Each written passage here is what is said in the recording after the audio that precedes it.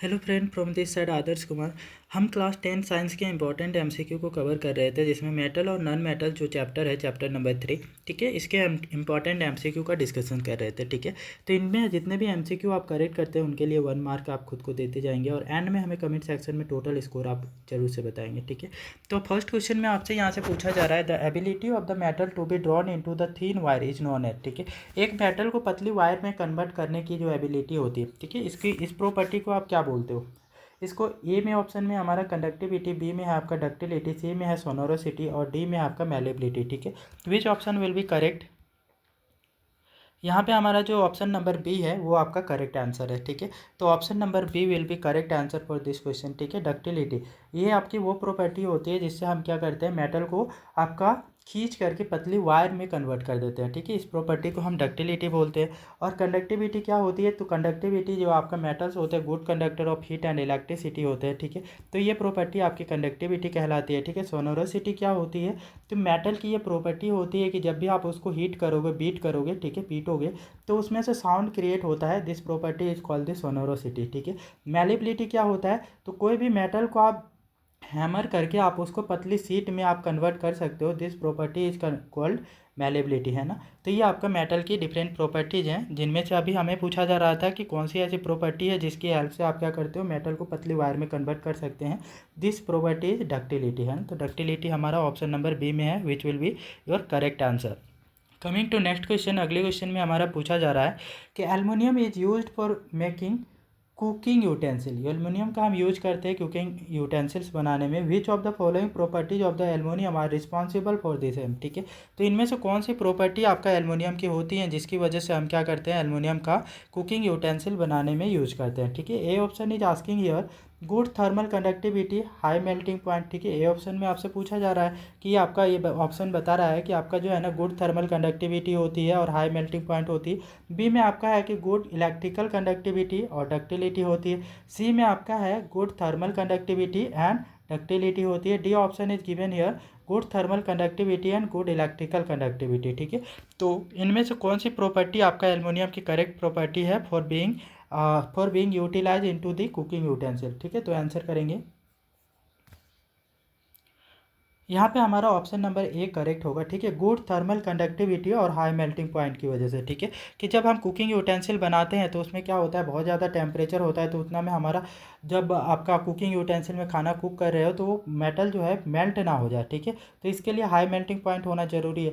और ये good thermal conductivity होना चाहिए, मतलब हीट का गुड कंडक्टर होना चाहिए, तभी जा करके हमारा खाना है आसानी से पक पाएगा। ठीक है, तो ये प्रॉपर्टी हमारा सेटिस्फाई कर रहा है। ठीक है, बी तो इनकरेक्ट हो जाएगा। इलेक्ट्रिकल कंडक्टिविटी से हमें कोई लेना देना नहीं होता है कुकिंग यूटेंसिल बनाने में। ठीक है, in the same way ductility से भी आपका क्या है, कोई आपका यहाँ पे रिलेशन नहीं है आपका कुकिंग यूटेंसिल से। ठीक है, और इसी टाइप से आपका इलेक्ट्रिकल कंडक्टिविटी डी ऑप्शन में भी है। तो ये हमारा बाकी के जितने भी ऑप्शन है दैट विल बी इनकरेक्ट। ठीक है, तो हमारा ए नंबर ऑप्शन जो है करेक्ट है।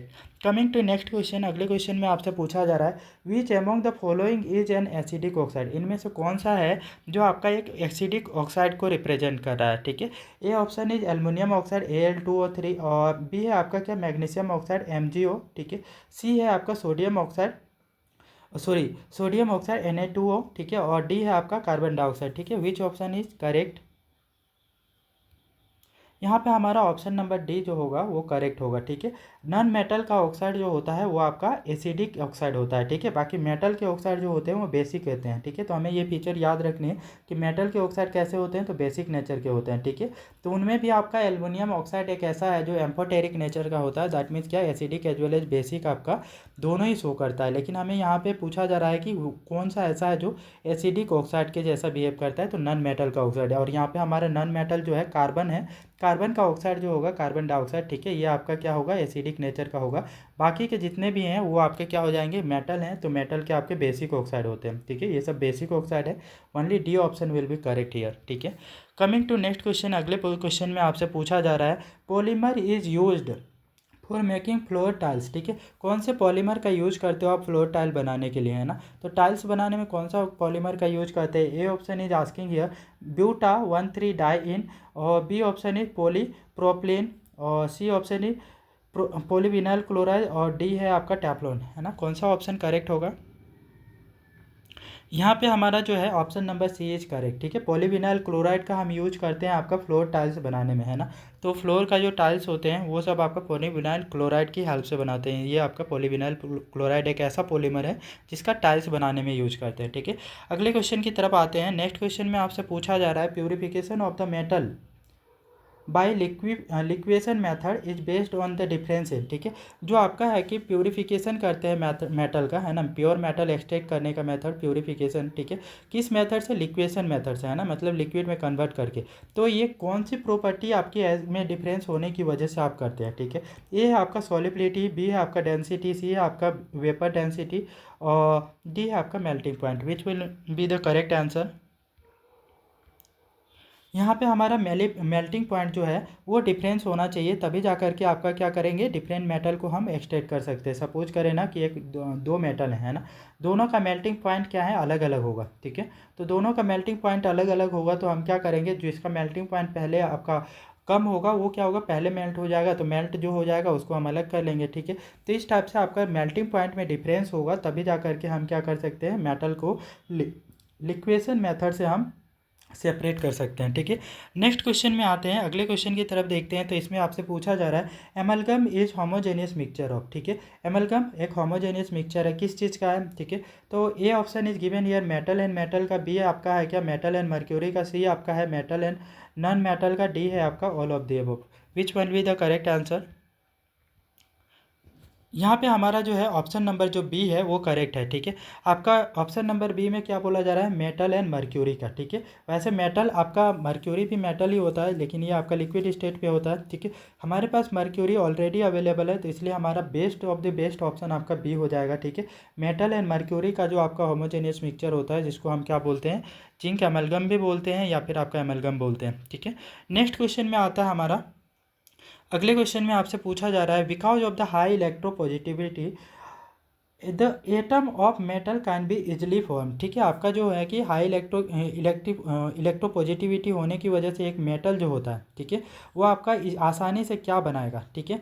ए बोल रहा है आपका कोवेलेंट बॉन्ड बनाता है, बी है आपका न्यूट्रल आयन बनाते हैं और सी आपका पॉजिटिव आयन और डी है आपका negatively ion. Which will be the correct answer? यहाँ पे आपका जो है ना कि एटम कैसा है, हाईली इलेक्ट्रोपॉजिटिव है ना। तो ये क्या बनाएगा, पॉजिटिव आयंस बनाएगा, इलेक्ट्रॉन डोनेट करके ये क्या बनाएगा, पॉजिटिव आयंस बनाएगा। तो यहाँ पे सी नंबर ऑप्शन जो होगा आपका करेक्ट आंसर होगा, ठीक है। कमिंग टू नेक्स्ट क्वेश्चन, अगले क्वेश्चन में आपसे पूछा जा रहा है the metal liquid at room temperature is, कौन सा मेटल है जो आपका लिक्विड होता है रूम टेम्परेचर पे? A option is given here sodium, B आपका है कॉपर और सी है आपका मर्क्यूरी, डी है आपका एल्युमिनियम, ठीक है। Which will be the correct answer? जो आपका रूम टेम्परेचर पे आपका लिक्विड होता है वो कौन सा मेटल है? तो यहाँ पे हमारा जो होगा option number C will be correct answer, mercury will be found into the liquid state at room temperature, ठीक है। तो मर्क्यूरी हमारा क्या होता है, लिक्विड में होता है आपका रूम टेम्परेचर पे, ठीक है। कमिंग टू नेक्स्ट क्वेश्चन, अगले क्वेश्चन की तरफ आते हैं। अगले क्वेश्चन में आपसे पूछा जा रहा है iron is galvanised by the coating it with, ठीक है। आयरन जो होता है इसको गैल्वेनाइज्ड करते हैं, ठीक है। इसका आयरन के ऊपर में किस चीज़ का कोटिंग लगा करके? ए है आपका मैग्नीज, बी है आपका निकेल, सी है आपका जिंक और डी है आपका क्रोमियम, ठीक है। तो कौन सा ऑप्शन यहाँ पे करेक्ट होगा?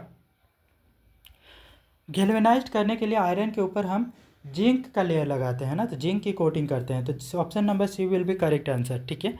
कमिंग टू नेक्स्ट क्वेश्चन, अगले क्वेश्चन की तरफ आते हैं हमारा कि the best electrical conductor is, इनमें से कौन सा आपका है कि सबसे अच्छा आपका इलेक्ट्रिकल कंडक्टर है? ए है आपका गोल्ड, बी है आपका एल्युमिनियम, सी है सिल्वर और डी है आपका कॉपर। कौन सा ऑप्शन करेक्ट होगा?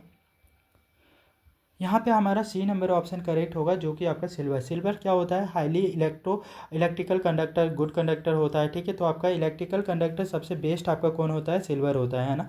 तो सी आपका ऑप्शन नंबर सी करेक्ट होगा, ठीक है। इसी के साथ में जो इंपॉर्टेंट एमसीक्यू हमने देखे हैं आपका 10, ठीक है। तो 10 में से आपके कितने स्कोर हुए हैं वो हमें कमेंट सेक्शन में कमेंट करके जरूर बताएं, ठीक है। इस टाइप के एमसीक्यू की सीरीज जो है यदि आपको अच्छा लग रहा है तो कृपया वीडियोज़ को लाइक शेयर और सब्सक्राइब कर दें।